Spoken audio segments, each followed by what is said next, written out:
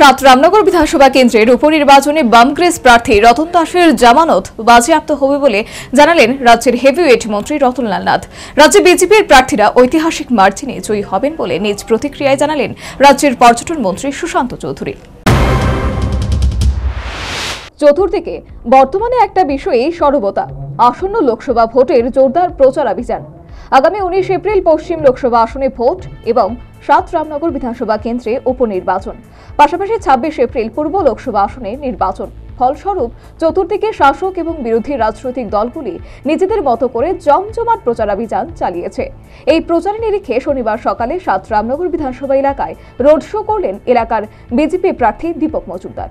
প্রগতি বিদ্যা ভবনের সামনে থেকে এই রোড শো শুরু হয়।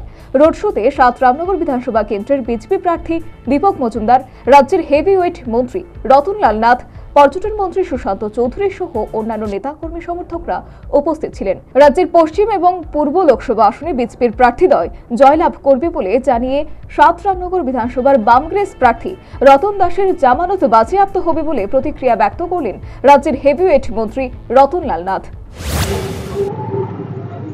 রামনগর বিধানসভা উপনির্বাচনে বিজেপি প্রার্থী অনেক ভোটের ব্যবধানে জিতবে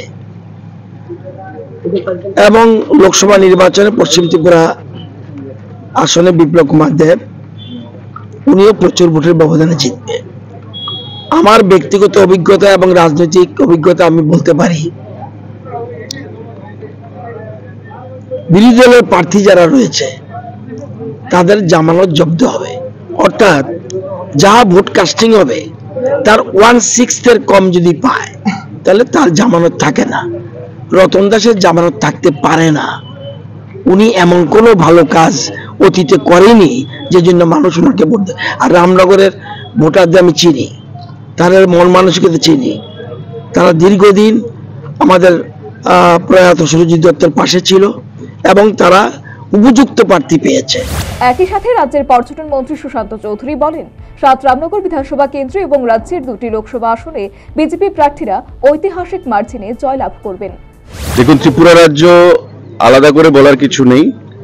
সারা দেশে আগলিবার 400 পার মোদিজি যে স্লোগান তুলেছেন, প্রচারের যে নমুনা, প্রথম ধাপে একটা জিনিস পরিষ্কার, মানুষ মোদিজির এই স্লোগানকে গ্রহণ করেছে এবং এনডিএ জোটকে 400-এরও বেশি আসন দিয়ে তৃতীয়বার এবার ক্ষমতায় প্রতিষ্ঠিত করবে, যার মধ্যে বিজেপি 370 আসন একাই পাবে।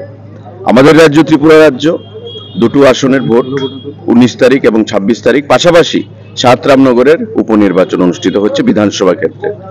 ঐতিহাসিক মার্জিনে আমাদের প্রার্থীরা জয়ী হবেন, বিপ্লব কুমার দেব, কৃতি সিং দেববর্মন এবং সাত রামনগরে আমাদের মেয়র দীপক মজুমদার মহোদয়। কারণ মানুষ ভোট দেবে উন্নয়নের নিরিখে, মানুষ ভোট দেবে এই অশুভ জোট কংগ্রেস এবং সিপিআইএম এর। এই রোড শোকে কেন্দ্র করে বিজেপির নেতাকর্মী সমর্থকদের মধ্যে এদিন বাড়তি উৎসাহ পরিলক্ষিত। সাধারণ মানুষও কিন্তু রাজ্যের বর্তমান ভোটের মহল নিজেদের মতো করে বেশ উপভোগ করছেন। Bureau report, news vanguard.